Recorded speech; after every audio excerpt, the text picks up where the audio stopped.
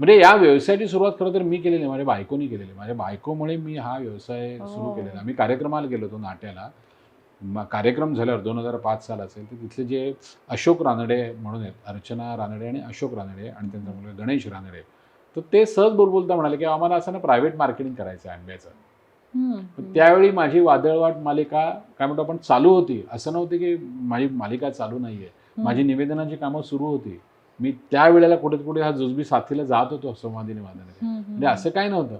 माझी बायको ही शास्त्रीय संगीत गायिका आहे, त्यावेळेला आम्ही व्यवस्थित कार्यक्रम करत होतो. आता आमचे कार्यक्रम ह्या सगळ्या धावपळीमुळे म्हणजे आम्ही जे कार्यक्रम करायचो चौघजण ते कमी झाले. कार्यक्रम सुरूच आहेत, पण ते चालू असताना तिला असं काहीतरी वाटलं, हा आपण करूया. मी म्हटलं अरे म्हणजे वेळेचा पण झगडाने हे सगळं कसं करणार. ती म्हणाले 50 डझन मागवू आपण आंबे. समजा नाही विकले गेले तर वर्षभरात आपल्या मित्रमंडळींचे वाढदिवस असतात ना सगळ्यांना. 3 दिवसात समजा नाही विकले गेले, सोपं काय, सुखदा तुझा वाढदिवस जेव्हा केव्हा येतो हे तुम्हाला आंब्याची पेटी 1 डझन आंबा गिफ्ट देताना आंबाच देतो ना. म्हणजे आंबा असं म्हणजे असं काही नाहीये. तर अशा ह्याच्यातनं माझ्या बायकोमुळे हा व्यवसाय खरं तर सुरू झालेला आहे. 50 म्हणजे अगदी आकड्यावर सांगायचं तर पहिला जो लॉट आम्ही 35 डझन यांनी आम्ही आंबे विकायला सुरुवात केलेली आहे आणि मी घरोघरी जाऊन आंबे विकायचो. म्हणजे असं झालेलं आहे की मी आंबा आणून द्यायचो घरी आणि समोर माझाच वादळवाट मधला सीन लागलेला असायचा. किती छान. असं आहे. पण तिच्यामुळे हा व्यवसाय सुरू झाला आणि माझं थोडंसं असं आहे की मला ना म्हणजे बैलगाडी सगळी ती बैल वगैरे जोडून द्यावे लागतात. एकदा मी त्या गाडीवानाच्या जागेवर बसलो किंवा मी गाडी व्यवस्थित चालवू शकतो. म्हणजे मला कोणीतरी बसवावं लागतं, घोड्यावर आधी मला कोणीतरी बसवावं लागतं, मग घोडा आपण तो. तसं ह्या आंब्याच्या व्यवसायाला आत्ता आपला हा विषय निघाला म्हणून सुरुवात ही माझ्या बायकोमुळे झालेली आहे आणि मग म्हणजे जास्ती कॉन्ट्रीब्युशन तिचंच आहे. मग पायरी आंबा आम्ही आमचा आज ठाण्यामध्ये 150 जणांचा जे आमच्याकडनं पायरी आंबा असा ग्रुप आहे.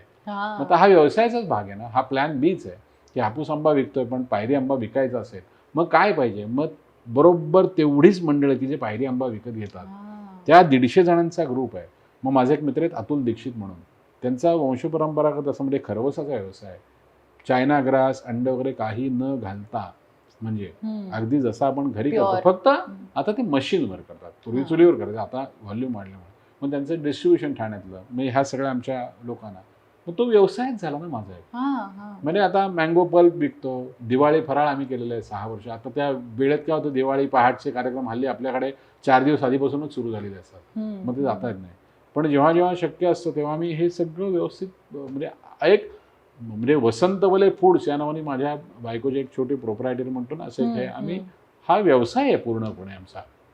म्हणजे असं नाही आहे की अभिनयात आता काय 2 महिने प्रोजेक्ट नाही मग जर आता करून बघू.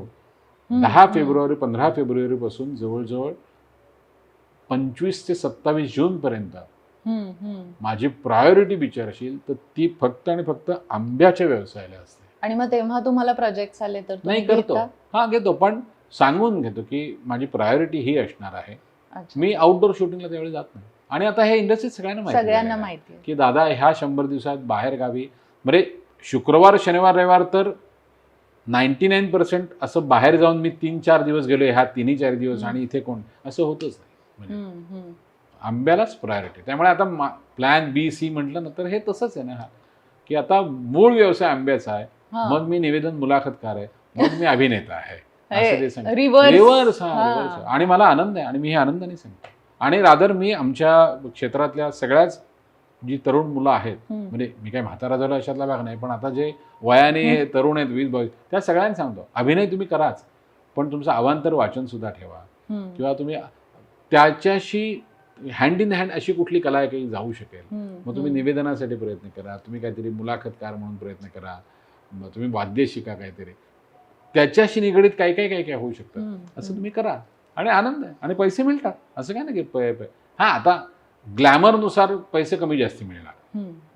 म्हणजे मी मुलाखत घेणं मला जेवढे पैसे मिळतील आणि अमिताभ बच्चन साहेबांनी मुलाखत घेणं आणि त्या कार्यक्रमाचे त्यांना जेवढे पैसे मिळतील याच्यात निर्विवाद फरक असणार आहे. शेवटी त्यांचं ग्लॅमर आज त्यांना अख्खं जग ओळखतं, त्यामुळे तो फरक असणारच.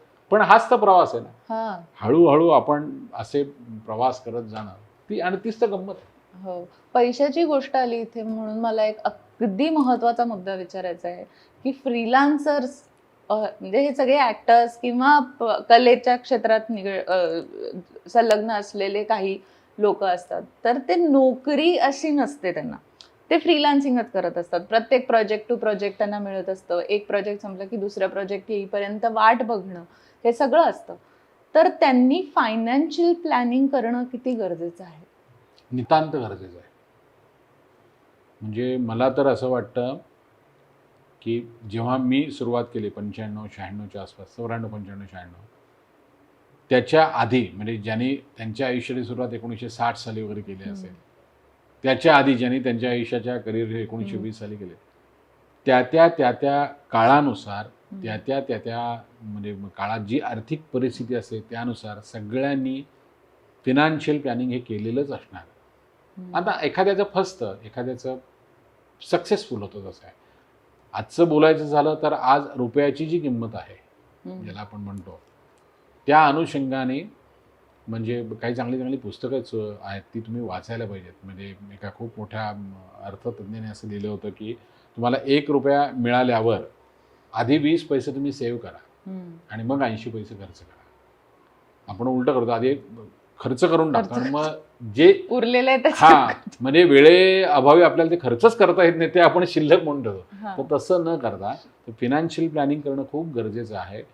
कारण कोणा एकाला दोष न देता एकंदरीतच जे आज आपण ज्या पद्धतीने सगळं काम करतोय, यात कदाचित, हा शब्द जाणीवपूर्वक वापरतोय, यातला जो दर्जा आहे ना तो कदाचित अजून खालावत जाईल अशी मला भीती वाटते.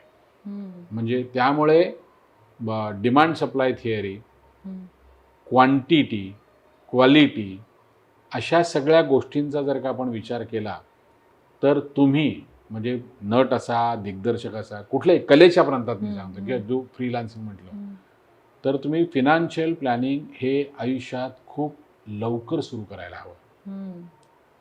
मी करू शकलो नाही, कारण मी जेव्हा सुरुवात केली त्यावेळी मला ₹75 नाईट होते. एका प्रयोगाचं मानधन ₹75 होतं मला आणि भत्ता ₹15 होता, जेवणाचा भत्ता. आमच्या आधीच्या पिढीला तर तेही नव्हतं इतकं. म्हणजे त्याच्यात किती पैसे वाचवणार असं झालं. पण आता ज्यांना थोडेफार बरे पैसे मिळतात त्यांनी तर या गोष्टी आत्तापासूनच नियोजन करायला हवं. मग काय इन्शुरन्स असेल, काही म्हणजे फिनान्शियल प्लॅनिंगसाठी जे जे ॲस्पेक्ट्स असतील त्या सगळ्याचा अभ्यास करून, आणि पुन्हा सांगतो, कोणीतरी चांगला मार्गदर्शक घ्या. मी घेतला नाही त्यामुळे माझं नुकसान झालं, मी हेही सांगतो. पण मार्गदर्शक घेऊन तो सांगेल तसं तुम्ही फिनान्शियल प्लॅनिंग करायचं. आणि असं टार्गेट ठेवा की मला माझ्या वयाच्या 50व्या वर्षी रिटायर व्हायचं आहे. या वाक्यामध्ये खूप अर्थ आहे. 50व्या वर्षी रिटायर व्हायचं आहे, काम थांबवायचं नाही आहे. मला 50व्या वर्षी रिटायर व्हायचं म्हणजे काय की 51 जेव्हा मला लागेल तेव्हा मी रोज काम करायला घराबाहेर पडणारच आहे.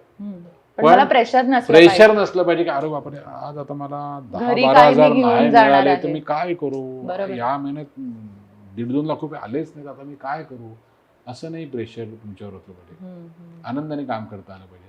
त्याची सुरुवात तुम्ही वयाच्या 22, 25, 26 वर्षी केली तर मग ते पुढचं 25 वर्षाचं प्लॅनिंग तुमचं होऊ शकतं. पण ते तुम्ही म्हणजे मस्ट आहे फिनान्शियल प्लॅनिंग तुम्ही करणं.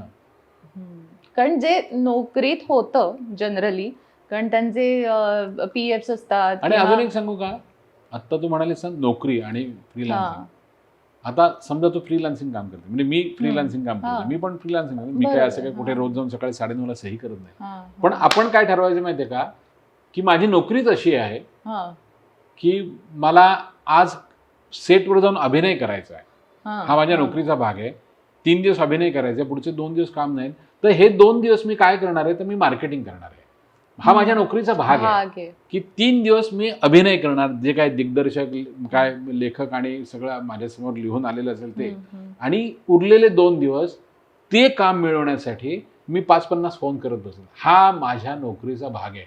सेल्फ एम्प्लॉयमेंट म्हणतो ना, तूच तुझा मालक हो आणि तूच तुझा नोकर हो. असं केलं ना की मग ते बरोबर तुम्ही महिन्यातनं 30 दिवस तुम्ही काम करता. पैसे मिळवण्याचं काम वेगळं असतं आणि पैसे मिळवण्याचं काम मिळवण्यासाठी जे काम करावं लागतं ते वेगळं असतं. तर असं तुम्ही स्वतः ठरवून घ्यायचं. नाही, बरोबर आहे. इतकं सगळं करत असताना बॅड पॅच कधी आला किंवा काही फेस करायला लागलं? हो, येतो ना. बॅड पॅच म्हणजे आता त्याच्याकडे बघितलं तर बॅड पॅच हा, मग काय? शकतो. होता ना, म्हणजे पण आता कामच नाहीये बाबा, आता काय करू, असं असं झालं कधी? माझ्या सुदैवाने काय झालं माहितीये का, म्हणजे कदाचित मी एखाद वर्ष टीव्हीवर दिसलोच नसेल कुठल्या मालिकेमध्ये, पण त्यावेळी माझं निवेदन मुलाखतकार काम सुरूच मी होतं. म्हणून म्हणलं प्लॅन बी, माझ्या सुदैवाने ना, माझ्या सुदैवाने रंगदेवतेच्या काय म्हणू आपण, कृपा आहे माझ्या, किंवा गुरुजनांचे आशीर्वाद असतील. म्हणजे आता गणपती झाला, गणेशोत्सव झाला की पुढे 8 दिवस कार्यक्रम नसतात, पण त्यावेळी ना मी कुठल्या तरी मालिकेचं शूटिंग करत असतो. पण एकदा असं झालं की 6 महिने, 1.5 वर्ष माझ्याकडे एकही मालिका नव्हती, 1.5 वर्ष. पण काही मला प्रॉब्लेम नव्हता, कारण माझं निवेदनाचं काम चालू होतं, माझ्या निवेदनाच्या कार्यशाळा सुरू होत्या, किंवा मी मुलाखतकार म्हणून कुठेतरी काम करत होतो. आता बघ ना, आंब्याचा जेव्हा व्यवसाय असतो तेव्हा 100 दिवस, म्हणजे 1 वर्ष असं झालेलं की त्या 100 दिवसापैकी जेमतेम मी 80 दिवस मी आंब्याच्या दुकानात होतो. एकदा असं झालं की मी 60 दिवस आंब्याच्या दुकानात होतो, बाकी माझ्या मालिका सुरू होत्या. आणि 2 वर्ष असं झालं की 100 दिवसापैकी मी जवळजवळ 92 दिवस आंब्याच्या दुकानात होतो. म्हणजे याचा अर्थ असा आहे का की अरे बापरे, याच्याकडे काही कामच नाही. अरे मी माझा व्यवसाय करतो 92 दिवस. 8 दिवस जे नसेल मी 100 दिवसापैकी, ते मी कुठेतरी ह्याला गेलोय. म्हणजे आता माझा रघुवीर सिनेमा रिलीज झाला, 6 वर्षापूर्वी तो सिनेमा केला होता. त्या सिनेमाचं शूटिंग जेव्हा एप्रिल मे मध्ये झालं, मार्च एप्रिल मध्ये जव्हारच्या इथे त्या आदिवासी पाड्यावर, तेव्हा माझा आंब्याचा सीझन सुरू होता. पण तिथे सगळं आमचा दिग्दर्शक निलेश कुंजीर त्यांनी सांगितलं, दादा तुझं काय, आता त्या सगळ्यांना माहिती होतं माझा व्यवसाय. म्हटलं निलेश, माझी काही अडचण नाही, तू सांगशील त्या दिवशी मी शूटिंग आहे. पण तू जर का मला विचारलंस की तुला काय सोयीचं, तर मला ना तू सोमवार मंगळवार बुधवार या 3 दिवसात शूटिंगला बोलव, 3 दिवस बोलव, किंवा 3 दिवसापैकी कुठला तरी 1 दिवस बोलव जे सगळ्यांच्या सोयीचं आहे. तुम्हाला काहीच प्रॉब्लेम नाही म्हणाला. सोमवार मंगळवार मी शूटिंग करायचो. सोमवार सकाळ आंब्याच्या व्यवसायामध्ये आम्ही, म्हणजे असं इतक्या वर्षांचा अनुभव आहे की थोडासा डल असतो सोमवार, म्हणजे शनिवार रविवारला आंबा खाऊन झालेला असतो, त्यामुळे अगदी सोमवारी अरे प्रत्येक जण सांगतोय 2 डझन पाठवा, असं काय होत नाही, थोडंसं कमी असतं. मग इथून मी पहाटे निघायचो 3-3:30ला, तिकडे शूटिंग करायचो आणि तिथनं 4-4:30ला निघायचो जव्हारच्या इथनं, पुन्हा संध्याकाळी दुकानात हजर मी. असंही केलेलं आहे म्हणजे मी. त्यामुळे बॅड पॅच म्हणशील ना, तर गेल्या 25-30 वर्षात जाणवलं मला असं कधी झालं नाही की अरे म्हणजे असं झालंय की 3 वर्ष मी कुठलं नाटकच केलेलं नाहीये. असं झालंय की 1.5 वर्ष मी एकही सिरियल केलेली नाहीये. पण याचा अर्थ असा नाही झाला की 1.5 वर्ष माझ्याकडे काही कामच नाही, असं झालंच नाही कधी. त्याला ते हाच मी लक फॅक्टर म्हणतो ना, तर हेच तुमचं असावं, थोडंसं म्हणजे नशीब तुमच्या बरोबर असावं लागतं. त्यावेळी तुम्ही तिथे बरोबर जाणं. म्हणजे चांगली माणसं आपल्या संपर्कात येणं किंवा आपण चांगल्या माणसांच्या संपर्कात येणं हे खूप मोठं फॅक्टर आहे असं वाटतं. निवेदनाची कार्यशाळा याच्याबद्दल तुम्ही उल्लेख केलात आता, तर लॉकडाऊन मध्ये मी स्वतः अटेंड केलेली आहे तुमची निवेदनाची कार्यशाळा. तुम्हाला आठवत नसेल कदाचित, वन ऑफ द मेंबर. तर लॉकडाऊन मध्ये पण एक झालं ना? नाही, ती लॉकडाऊन म्हणजे ऍक्सिडेंटली ती सुरुवात झाली. पहिला जेव्हा लॉकडाऊन लागला ना, पहिला म्हणजे कोविडचा, मी अबुधाबीला कार्यक्रम करायला गेलो होतो. म्हणजे 4-5 2015 वगैरे असेल. मी प्रथमेश लेखाटे आणि मुग्धा वैशंपायन आमचा कार्यक्रम होता. आणि तो कार्यक्रम झाल्यावर तिथे कुलकर्णी नावाचे गृहस्थ होते. तर ते म्हणाले, म्हणजे त्यांचा एकदा असाच मला मेसेज आला लॉकडाऊन की तुम्ही अशी कार्यशाळा घ्याल का. म्हटलं नाही, मी कधी घेतली नाही कार्यशाळा. ते म्हणाले तुमचं नाव मी डॉक्टर क्षितिज पाटुकले, म्हणजे विश्व मराठी परिषद जे आहेत त्यांना सुचवलंय. त्यांचं मला म्हणजे यांचा फोन ठेवला आणि त्यांचा फोन आला, अरे आत्ता तो बोलणं झालं ना. म्हटलं हो, पण म्हटलं मी कधी कार्यशाळा वगैरे घेतली नाही. मुळात ना मी असं निवेदन म्हणजे शिकलोय, निरूपण शिकलोय असं काही म्हटलं मी कुठे शिकलो नाही. त्यामुळे मलाच माहिती नाही, मी एखाद्याने विचारलं मी त्याला शिकवू शकेन की नाही. त्यामुळे तुम्ही काय कराल म्हटलं, एक लक्षात घ्या, तुम्ही त्याला म्हणा कार्यशाळा म्हणून, पण मी ना म्हणजे आत्ता माझं पाठांतर कमी झालं म्हणून की आता कधी कधी आठवत नाही म्हणून, नाही तर मी असं घड्याळ लावलंच ना तर सलग 100 कविता मी तुला सहज ऐकवल्या असतं, इतकं पाठांतर होतं. किंवा गडकऱ्यांचं असेल, रंगभूमी आणि प्रेक्षकांच्या मध्ये धगधगीत दिव्यांची एक नाट्य अग्निरेषा असते, नाट्यसृष्टीची कमाल मर्यादा ओलांडून प्रीतिविवाह सत्यसृष्टीत उतरला म्हणजे त्याचे पोरखीण निम्मी दरानं सुद्धा पाण्याच्या लायकीचे नसतात, हे असेल. किंवा केवळ लोखंडाच्या निफातून उतरलेल्या साईनं जाड्या भरड्या कागदावर लताचं अभिवादन करणं, म्हणजे हे असं मी सहज 1.5 तास तुला ऐकू शकतो त्यावेळी. असं एक असा काळ होता आता. म्हणून मी तुम्हाला असं काहीतरी झंझावात. ऐकून किंवा अशा काहीतरी गमती जमती सांगेन शूटिंगच्या. अहो करा म्हणे, लॉकडाऊनमध्ये जे माणसं घरी बसून कंटाळलेली आहेत तर रोज 50 मिनिटं सगळ्यांचा आनंदात आपण शेवटी रिलीज होतं ना हो, ते हो, प्रेशर. हो. म्हटलं बघा, कुठल्याही मुलाने अशी कंप्लेंट नाही केली पाहिजे, अरे तुम्ही कार्यशाळा सांगितली आणि विघ्नेश जोशीने आम्हाला काही शिकवलंच नाही. म्हणजे हा. शेवटी कसं आहे माहिती आहे का, पहिली 5 मिनिटं ही ना आनंदाची असतात की अरे आम्ही ते वादळवाटमधले श्री कल्याण आहेत ना त्यांची कार्यशाळा अटेंड केली. 5 मिनिटानंतरचं काय, याला सगळ्यात जास्त महत्त्व आहे. त्यामुळे तुम्ही असं करा, तुम्ही पहिल्या दिवशी तर बोलाल ना, 50 मिनिटं हो म्हटलं अशीच बोलू ना, त्याची काळजी करू नका म्हटलं. म्हणजे माणसं कंटाळतील इतक्या मी बोलेन म्हटलं, त्याची काळजी करू नका. आपण दुसऱ्या दिवशी बघू म्हणजे काय ते. तर आता पुन्हा मगाशी म्हटलं तसं की मला घोड्यावर कोणीतरी बसवायला लागतं. घोड्यावर बसलं की मग ते सगळं सुरू होतं. मग घोडा सुटतो. हा, मग आता काहीतरी तर जेव्हा आपण म्हणतो की मी कार्यशाळा घेतो म्हणजे मी तुला काहीतरी शिकवणार, म्हणजे काहीतरी तरी आपण शिकवण्याचा आभास निर्माण केला पाहिजे ना. इथे पण माझी बायकोच माझ्या मदतीला आहे.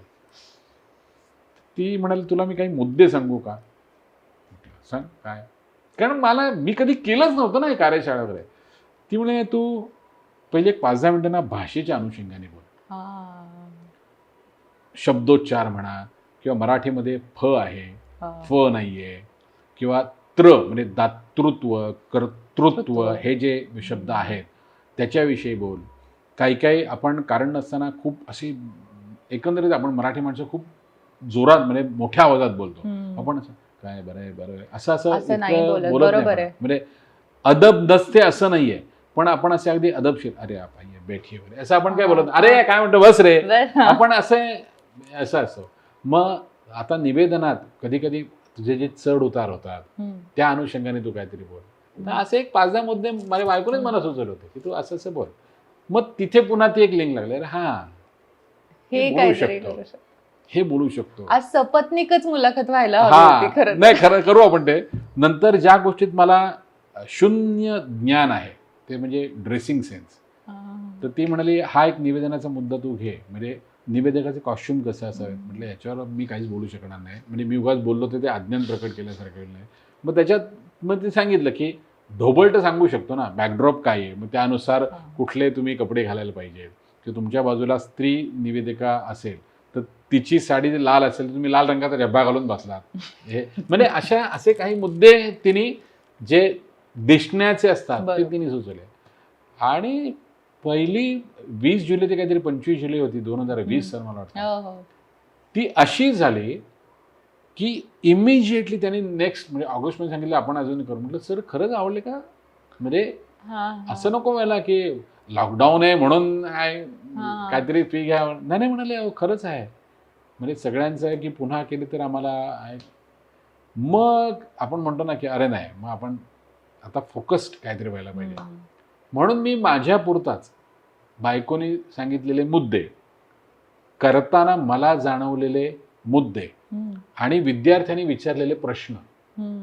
माझं नशीब इतकं चांगलं आहे की मला अडचणीत टाकतील असे प्रश्न पहिल्या कार्यशाळेत कोणी विचारले नाही. त्यामुळे माझा आत्मविश्वास वाढला. आणि ॲट द सेम टाइम त्यांनी जे प्रश्न विचारले ते मला वेगळे मुद्दे म्हणून दिसले. म्हणजे एकाने मला असा प्रश्न विचारला होता की विघ्नेश दादा 2 गाण्यांच्या मध्ये निवेदकाने किती बोलावं. मी ना म्हणजे आम्हीच पूर्वी कार्यक्रम करायचो तर 2 गाण्यांच्या मध्ये पूर्वी मी 5-5.5-6 मिनिटं बोलायचो. म्हणजे माझ्याकडे होतं ना, अत्रे हा विषय निघाला की मला ना असं 5 नंबर 1 असं नाही बघायला लागत. ती उत्स्फूर्त ते सुरू होतं. म्हणजे वाचन असल्यामुळे ना की मना सज्जनाचार आणि आता फक्त तुला व्हावयाचे असे देशभक्त तरी सांगतो शेवटी युक्ती सोपी खिशा माझी ठेवा सदा गांधी टोपी. असं मला आता मी जरा आधी पाठ करून ते असं येतं. पण मग तिथे मला मुद्दा काय सुचला माहिती आहे का, पुढच्या कार्यशाळेत मी सांगायला लागलो की आपण किती मिनिटं बोलायचं याचं एक गणित असतं. मी काय केलं, दुसऱ्या कार्यशाळेत तोच प्रश्न 100 जणांना विचारला की 2 गाण्यांच्या मध्ये निवेदन तुम्ही किती मिनिटं ऐकू शकता. पहिल्या कार्यशाळेत मी असा प्रश्न विचारला, त्यांनी जेव्हा प्रश्न विचारला की किती मिनिटं बोलावं, म्हटलं तू किती मिनिटं ऐकशील, तर म्हणाले 2 मिनिटं. पुढच्या कार्यशाळेत माझ्या निवेदनाच्या कार्यशाळेतला मुद्दा म्हणून मीच सगळ्या 100 जणांना किती मिनिटं ऐकतील असं तुम्हाला वाटतं मित्रांनो. काय झालं, मुद्दा आला. असे अनेक मुद्दे तयार व्हायला लागले. आणि हे सगळं ऑनलाईन सुरू होतं म्हणजे. आणि इचलकरंजीला माझा मित्र आहे संजय होगाडे म्हणून, खूप जुना मित्र आहे माझा. तर तो असं म्हणाला, अरे विघ्नेश कधी ऑफलाईन घेतलीस का? पुन्हा प्रश्न तोच, कधीच घेतलेलं नाही आहे. कारण कधी मी असं केलंच नाही ना की निवेदनाची कार्यशाळा आहेत मी घेतो मग तुम्ही बघा. तो म्हणाला करूया का? म्हटलं येते तुला असं वाटतं? म्हणजे हा विषय काही असा नाही आहे की पटकन कोणतरी येईल वगैरे. सुगम संगीताची कार्यशाळा असेल तर खरंच जातात. शास्त्रीय संगीताची कार्यशाळा असेल, आता पंडित रघुनंदन पणशीकर शास्त्रीय संगीताची कार्यशाळा घेणं, 100 मुलं नक्की जाणार हो शास्त्रीय संगीत शिकणारे. आणि शिवाय रघुनंदन पणशीकर हे नाव किशोरीताई आमोणकर शिकवणार आहेत, जयपूर अत्रोली घराण्याचं आहे. भीमसेन जोशी किराणा घराण्याचं काहीतरी शिकवणार. म्हणजे ज्यांना गाणं येत नाही ते सुद्धा भीमसेन जोशींना समोर बसून ऐकायला मिळणार म्हणून ते तिथे कार्यशाळेत जातील ते. तर म्हटलं बरं. त्याने ठेवली तेव्हा तिथे 46 मुलं आली एक आठवड्याच्या जाहिरातीवर. मी काहीतरी कार्यक्रमाला जाणारच होतो, तिथे गेलो आम्ही. 2 तासाची म्हणून कार्यशाळा होती. ते कसे 4 तास झाले. आणि मग ते सुचत जातं ना आपल्याला. म्हणून मग तिथल्या मुलांकडनं काहीतरी करून घ्यायचं म्हणून ना मी ऋषिकेश रानडे, प्राजक्ता जोशी म्हणजे ऋषिकेश बायको, आम्ही गीत रामायणाचा कार्यक्रम करतो. आणि आम्ही कार्यक्रम काय करतो, मी एकही किस्सा सांगत नाही त्या कार्यक्रमात. जे आधुनिक महाराष्ट्र वाल्मिकी गदी माडगुळकर यांनी निवेदन लिहिलंय गीत रामायणाच्या मी ते वाचतो. म्हणजे किती मिनिट. मग मी कार्यशाळेचा एक भाग म्हणून मग मी असं सांगितलं, बघा गदी माडगुळकरांनी तुम्हाला काहीतरी लिहून दिलंय आणि ते तुम्ही वाचताय, असा प्रसंग आता आपल्या आयुष्यात कोणाच्याच येणार नाही ना, पण आपण कार्यशाळेचा भाग म्हणून हे वाचूया. मग ते 10 जणांकडनं ते निवेदन वाचायचं. आणि मध्ये बाबूजींचा ऑडिओ म्हणजे केलेला तो मी ऑडिओ लावायचो की, आणि निवेदक सांगतोय, स्वय श्री राम प्रभू ऐकती कुशल व रामायण गाती श्रीराम, बाबूजींचा ऑडिओ लावतो. असं ते करत गेलो. आणि आता या विश्व मराठी परिषदेजवळ आम्ही 12 कार्यशाळा केल्या. म्हणजे मलाच हे आश्चर्य वाटतंय. आज हे सगळे व्हॉट्सअपवर माझ्या म्हणजे ग्रुप त्या महिन्याचा आहे करून सगळे निकडे जवळजवळ आज मी 1000 मुलांपर्यंत, म्हणजे मुलं असं म्हणत नाही मी, त्याच्यामध्ये आमच्याकडे 80 वर्षाच्या आजीसुद्धा आहेत, इंदोरच्या आहेत त्या. म्हटलं आजी तुम्ही ते म्हणाले हो मला आवडतं. अशी 1000 जण कनेक्टेड आहे त्याच्यावर. आता हा मगाशी जो PR चा विषय निघाला कनेक्ट, आता या ना एखाद्या कार्यक्रमाची मी सांगतो की मी नागपूरला नाही कार्यक्रमासाठी आहे, याच्यातनंच कोणतरी मला सांगते की सर आमच्याकडे ही संस्था आहे, त्यांना एक निवेदक हवं, तुमचं नाव सुचवू का? झालं ना, हा व्यवसायच झाला. हा plan B plan C plan D जे आपण म्हटलं हेच ऑटोमॅटिक झालं ना.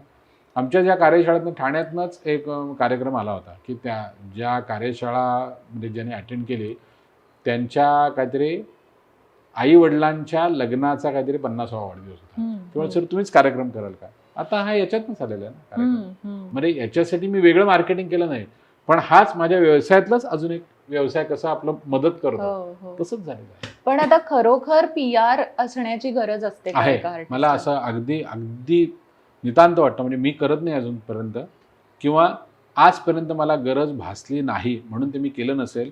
पण मी अगदी तुला कॅमेरा समोर सांगतो तूच आता माझा PR बघ असं मी तुला सांगू शकतो नाही. त्याच्यामागचं कारण असं आहे की गरज आहे.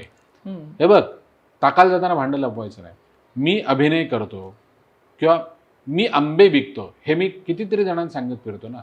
मला आता कोणी विचारलं तुमचा काय व्यवसाय काय, तर मी सांगतो माझा मूळ व्यवसाय आंब्याचा आहे. म्हणजे मी काय करतो, माझ्या व्यवसायाची जाहिरात करतो, ज्याला मार्केटिंग ॲडव्हर्टाइजमेंट म्हणतो ते करतो. म्हणे तसंच आहे की अमुक एक मुलगा अभिनय करतो हे आपल्याला कधी कळेल, जेव्हा म्हणजे तो सांगेल किंवा त्याचं कुठं तरी काम बघेल किंवा त्याच्याविषयी कोणीतरी सांगेल, अरे तुम्हाला माहितीये का तो अमुक मुलगा आहे ना तो चांगला ऍक्टर आहे बरं का, हे तू जेव्हा सांगते ना मग तेव्हा माझी सायकोलॉजी बदलते ना. अच्छा हो का, बघू काय व्हिडिओ असेल तर बघू त्याचं काहीतरी आपण लगेच म्हणतो. तर ही PR ही गरज आहे. आज सोशल मीडियावर जे हे टाकतात ना रील्स किंवा व्हिडिओ, त्यांच्यावर बऱ्याच वेळा टीका होते. मी टीका नाही करत. हा अतिरेक ही म्हणजे करणं हे टीकेला आपण म्हणू शकतो, याच्यावर तुम्ही टीका करू शकता.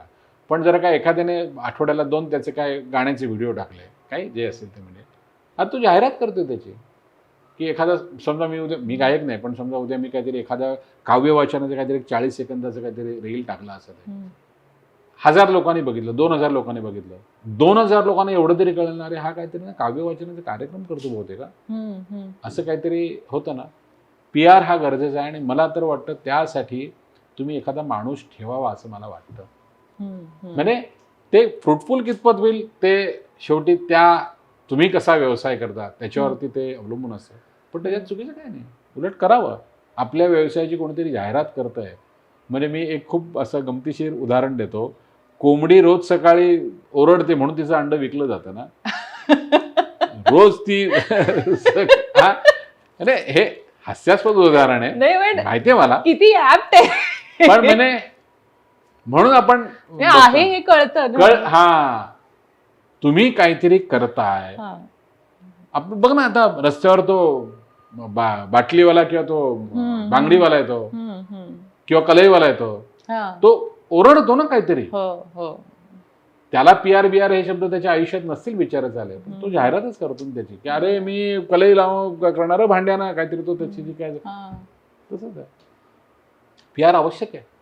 बरं, नाटक आवडतं, चित्रपट आवडतो का टेलिव्हिजन करायला आवडतं? मी जे करतो ते सगळं मला आवडतं. आत्ता तू मला काही प्रश्न विचारतेस, मी त्याची काहीतरी उत्तर दे. आत्ता या क्षणात मला सगळ्यात जास्त हे आवडतं. क्या बात आहे. हा, वाव. म्हणजे असं नाहीये की कुठे जायचंय तर सिरियलच्या सेटवर, नाही, मी जातो आनंदाने.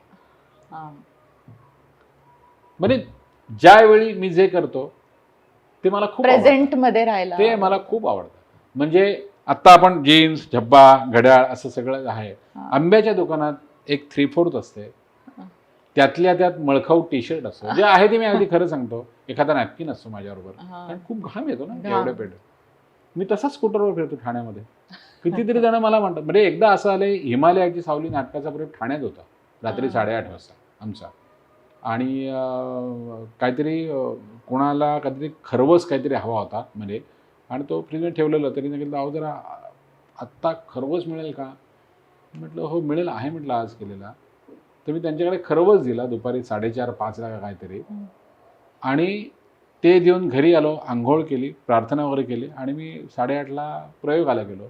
त्या दिवशी त्याच काहीतरी प्रयोग आला, अरे तुम्ही आत्ता खरवस आणून दिला. म्हटलं हो, तो खरवस तो वेगळा, इकडे तत्वा काशीकर वेगळा, म्हणजे असंही झालेलं आहे. म्हणजे त्यावेळी जे करतो ना त्यात मला आनंद मिळतो. धर्मवीर करताना काय? अरे धर्मवीरचा तर काय, म्हणजे ते एक वेगळंच विश्व वेगळं होतं. लेवल होती.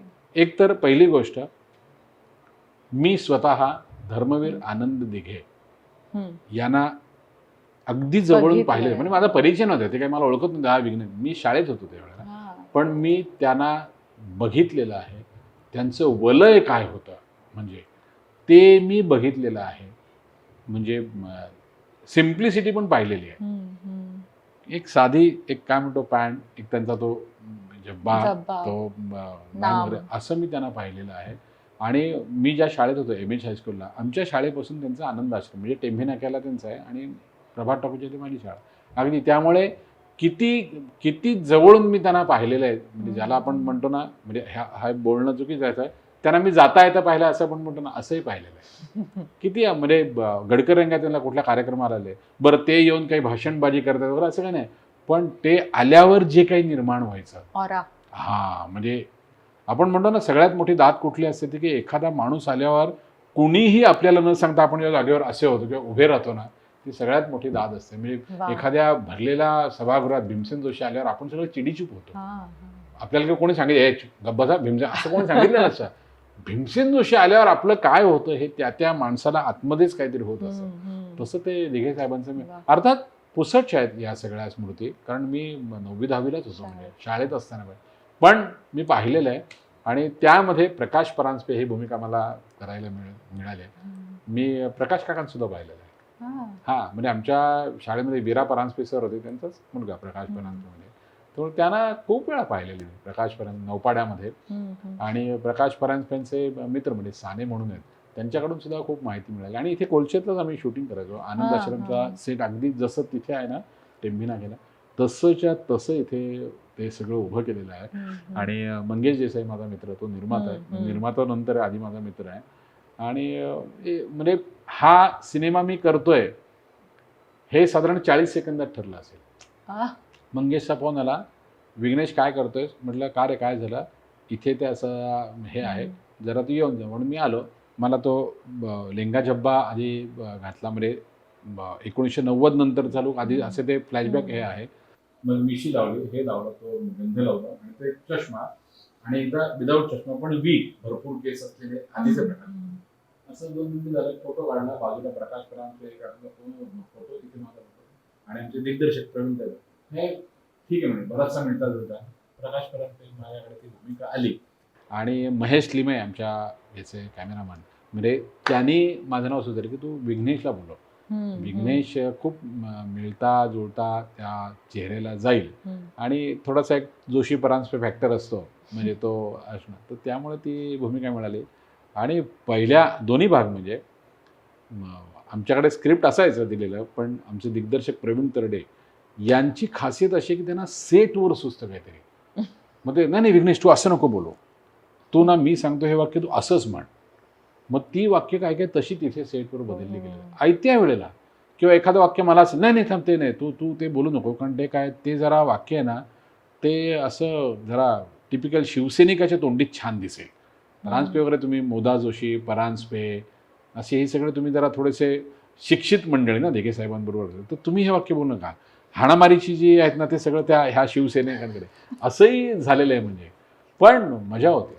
आणि म्हणजे मी माझ्या नियमाला मुरड घालून केवळ धर्मवीर सिनेमासाठी नाईट शिफ्ट केलेले आहेत. तुला माहिती आहे मी कधी नाईट शिफ्ट करत नाही, गेले 8 वर्ष तुला माहिती आहे, पण त्या सिनेमाला मी केलेले आहेत. एक प्रेम पण असं आणि ग्रुप खूप छान होता. म्हणजे धर्मवीरचा ग्रुप सगळेच म्हणजे मंगेश असेल किंवा प्रवीण तरडे, आमचे कॅमेराची सगळी टीम, म्हणजे कॉस्ट्युम करणारी सगळीच एक वेगळाच काहीतरी अनुभव होता. म्हणजे या समोरच्या टाकीवर आम्ही शूटिंग केलं होतं. तिथे ही टाकी आहे ना आपल्या कोळशेची टाकी, तिथे शूटिंग केलं होतं.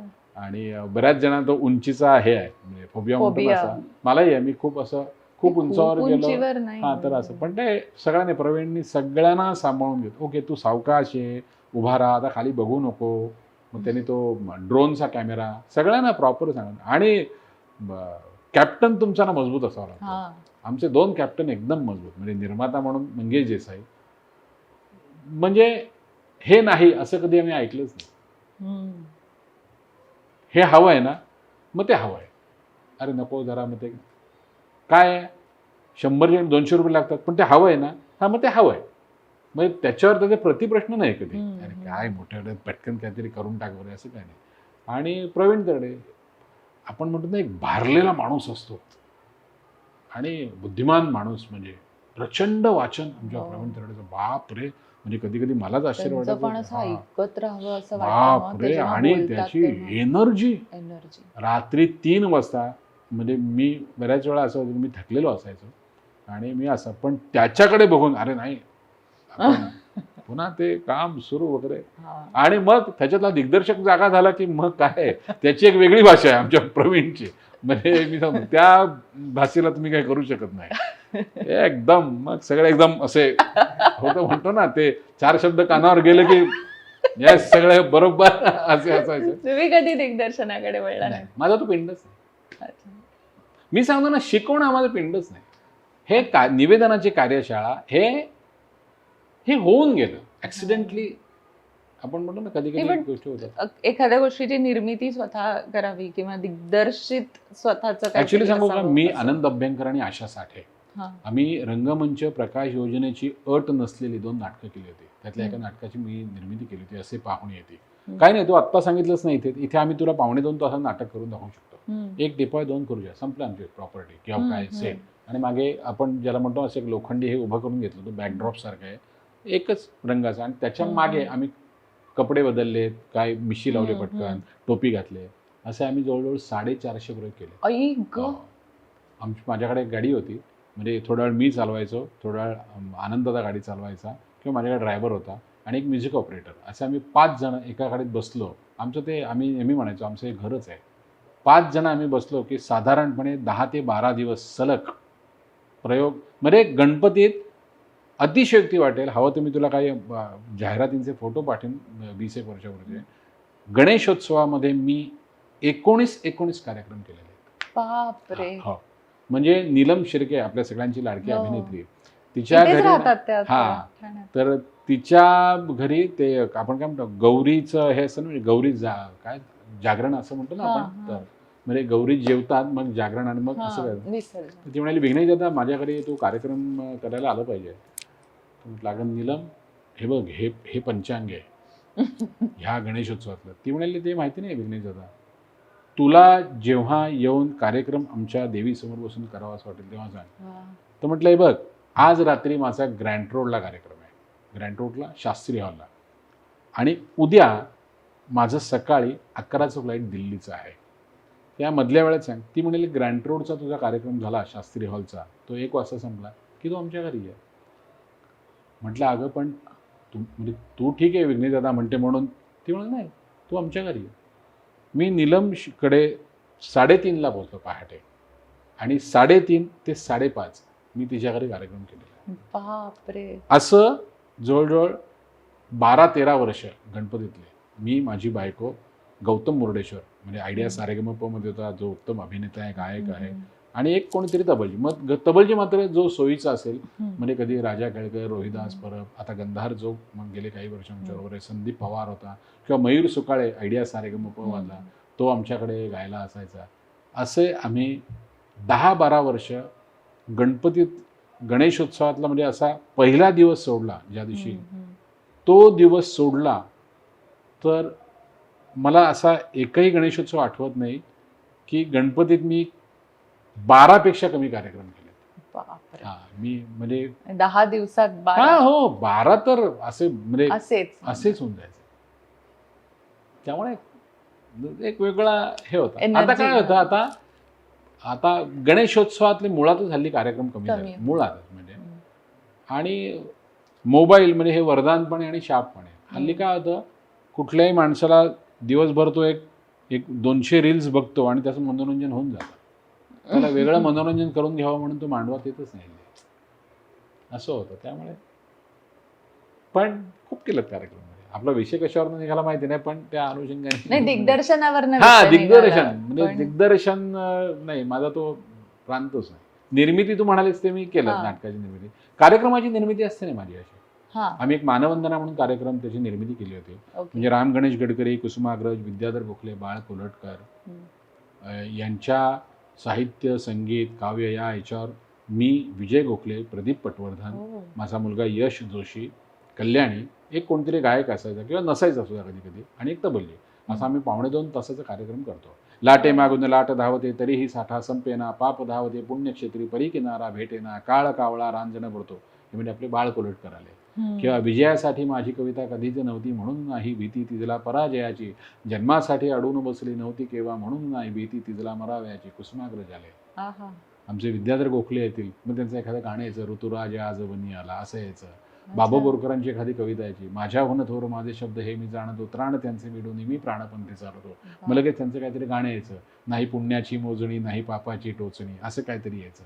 म्हणजे पुरुषोत्तम दारव्हेकर यायचं, त्यांचं कट्यारमधलं काहीतरी ऐकवतो, सुरेची नशा चांगली की सुरांची, तात्विक दृष्टीने पाहिलं तर दोन्ही सारख्याच, सूर काय किंवा सुरा काय दोघांनाही माणसाला नादी लावण्याचा नाद आहे, असं काहीतरी व्हायचं. मग पुलंचं काहीतरी ऐकवायचो, जन्म आणि मृत्यू या 2 लोकांमध्ये पकडून नियतीनं आपणा सर्वांची चालवलेली फसवणूक एकदा का आपल्या लक्षात आली की त्यातून आपली सुटका करून घेण्यासाठी आपली आणि आपल्या सभोवताली जमणाऱ्या माणसांची हसवणूक करण्यापलीकडे काय करायचं. बाबा अगदी कुवेत महाराष्ट्र मंडळात केला, भारतातल्या सगळ्या महाराष्ट्र मंडळांमध्ये केला, आणि तो असाच कार्यक्रम आहे.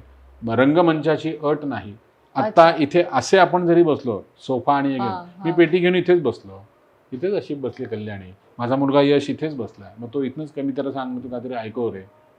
तो गातो का? हा, तो निवेदन बनी करतो माझ्या बरोबर. आणि विजय गोखले असेच बाजूला बसले. म्हणजे मग तो समजा आता तळेरामाचा प्रवेश आम्ही करतोय, मग तेवढीच पटकन एखादी टोपी घातली, मफलर ठेवला, असं प्रदीप पटवर्धन तिथेच बसून काहीतरी छाटशील तू हे हातपाय, भातशील तू हा उभा देह, हे कानेटकरांचं ऐकवणार. म्हणजे इतका तो सहज कार्यक्रम व्हायचा. असे खूप कार्यक्रम केले, म्हणजे अशा कार्यक्रमांची खूप निर्मिती केली मी. ओके. मागे वळून बघताना काय एकदम आनंदी. मागे वळून बघायचं कशाला, मागे वळून बघणे काय नाही. प्रेझेंट मध्ये जगणार आहे. म्हणजे असं मला नेहमी वाटतं,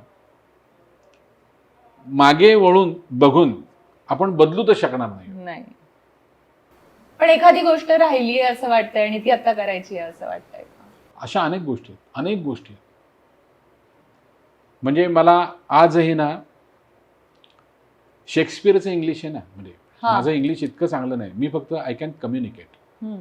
म्हणजे माझी बोलती बंद नाही होणार, मी फक्त कम्युनिकेट करू शकतो. पण माझी अशी इच्छा आहे की शेक्सपियरचं इंग्लिश किंवा त्या ज्या काही एरामधल्या काय कविता असतील काय असेल तर त्याच्यावर एखादा कार्यक्रम करायचा आहे. एखादा 100% म्हणजे उर्दू हिंदी कार्यक्रम करायचा आहे मला. हा म्हणजे माझं हिंदी चांगलं नाही आहे, अतिशय टाकावं आहे अशातलाही भाग नाही. आता हिंदी मालिका पण मी करतोय, त्याचे उच्चार आणि हे हा पण म्हणजे मी जेव्हा इंग्लिश बोलीन ना तेव्हा कोणी असं नाही म्हटलं पाहिजे की अरे हा ना आधी मराठी वाक्य मनात करतो, तयार मग करतो. त्याचं ते ट्रान्सलेट करतो काहीतरी आणि मग तो इंग्लिशमध्ये काहीतरी बोलतो. असं नाही झालं पाहिजे. जसं आता मी मराठी बोललो तसं माझं इंग्लिश इतकं छान आलं पाहिजे. Think in English. हा म्हणजे बोली इंग्लिश वेगळं, बोली हा. आपलं बोली मराठी वेगळं असतं. पण कार्यक्रमात जेव्हा मी एखाद्या साहित्यिकाचं काहीतरी ऐकवतो तेव्हा त्या वजनाने सगळं ते येतं. म्हणजे आता जर का मी विद्याधर गोखल्यांचं काही ऐकणार असेल, भल्या माणसा दसलाखाची गोष्ट सांगतो विसरू नको, कधी नटीच्या प्रेमामध्ये पडू नको, धडपडू नको, वरवरचा तो मेकअप सुंदर लाडिक लाडिक ते न खरे, मधुर हासणे मधुर बोलणे कलावतीचे मुळी न खरे. आता याच्यात काय झालं, हे माझं नाही आहे, मी कोणाचं तरी काहीतरी दर्जेदार, म्हणजे माझ्यावर जबाबदारी विद्याधर गोखले माझे जे अनेक गुरूंपैकी आहेत ते एक गुरु आहेत माझे, तर त्यांचं मी काहीतरी सादर करतोय. तसं मला एक असं इंग्लिश हे सादर करायचं आहे. इंग्लिश अरे यार शेक्सपियर, अरे यार अरे अरे काय आहे रे, तसं उर्दू आणि हिंदी असं मिश्रित म्हणतो असं सादर. अशा खूप गोष्टी आहेत राहून गेलेल्या. पण शेवटी एका विशिष्ट स्पॅनमध्ये एखादा माणूस काय काय काय काय काय करायला असं आहे त्याला. म्हणजे बरोबर. शेवटी आपल्याला 24 तास आहेत आणि आपण काय बुद्धीनी किंवा आपल्याकडे अशी अलौकिक प्रतिभा नाही आहे ना. म्हणजे गदी माडगुळकर विषय दिला की गाणं लिहित होते. म्हणजे आपल्याकडे आपण असे नाही आहोत ना की काहीतरी देवाने आपल्याला असं काहीतरी दिलंय. भीमसेन जोशी 2 तंबोऱ्यांमध्ये ते तंबोरे सुरू झाले की ते रेडीच होते ना. म्हणजे सचिन तेंडुलकर तो म्हणजे देवाने त्याला तो आता खाली जाऊन फक्त क्रिकेट खेळलं एवढंच त्याला सांगितलं. म्हणजे हा आशा भोसले, लता मंगेशकर, आता मी जरा गाणं शिकते, हा प्रॅक्टिस करा, ते घेऊनच आले. हा त्यांनी मेहनतीची जोड दिली, म्हणजे डोळस मेहनत. आपली मेहनत कशी करायची हे समजण्यापासून आपली आधी सुरुवात आहे. त्यामुळे खूप गोष्टी राहून जातात, म्हणजे असं प्रत्येक माणसाच्या आयुष्यात जातात ना. आत्ताच्या पिढीला काय सांगाल की कष्ट करा, बाकी काही नाही. मनापासून कष्ट करा, डोळस कष्ट करा. हा डोळस कष्ट करा, बाकी कुठल्याही क्षेत्रात. आणि मी हे स्वतःला पण सांगतो की गेली 25 वर्ष मी हे करतोय म्हणजे आता चलो असं नाही आहे. रोज रोज तुमचा खेळ नवा आहे असं मला वाटतं. उलट आत्ताचं तुमची हे जास्ती कठीण आहे. म्हणजे आता कॉम्पिटिशन म्हणजे आता तुम्ही काय म्हणू आपण एस्टॅब्लिश होणं कठीण आहे आता. म्हणजे मला मिळालेली संधी आणि आज एखाद्या नवीन मुलाला मिळणारी संधी याच्यात खूप फरक आहे. आणि हे फक्त नट म्हणून बोलत नाही मी, म्हणजे मला असं ना सगळ्यांनाच सांगायचं, कलेच्या कुठलं तबलजी असेल, बासरी वादक असेल, गायक असेल, काही चित्रकार असेल, परफॉर्मिंग आर्ट आता खूप वेगळ्या लेवलला Exactly. आहे असं मला तरी वाटतं आता. आणि त्याच्यामध्ये एस्टॅब्लिश होण्यासाठी काही 4 गोष्टी वेगळ्या तुम्हाला करायलाच लागतात. म्हणजे त्याच्याशिवाय म्हणजे फक्तच मेहनत आहे, फक्तच रियाज आहे, फक्तच हे आहे तर नाही. म्हणजे वाह, तुला विचार जबरदस्त जबरदस्त. मला असं वाटतं हे खूप मोठं झालेलं आहे, पण हे खूप इंटरेस्टिंग पण झालेलं आहे. आता तुला हवं ते ठेव यातलं जे लोकांना आवडेल असं तुला माझ्या वाटतं. एका फोनवर आल्याबद्दल खूप मनापासून धन्यवाद आणि खूप मजा आलेली आहे. आणि मला असं वाटतं प्रेक्षकांना ही अतिशय मजा येणार. हा संपूर्ण इंटरव्ह्यू बघताना, ऐकताना, अनुभवताना असेच काही नवीन नवीन एपिसोड्स आम्ही घेऊन येणार आहोत. शेअर द स्टोरी मध्ये. सो बघत राहा, शेअर द स्टोरी आणि सबस्क्राईब करायला विसरू नका. Thank you so much.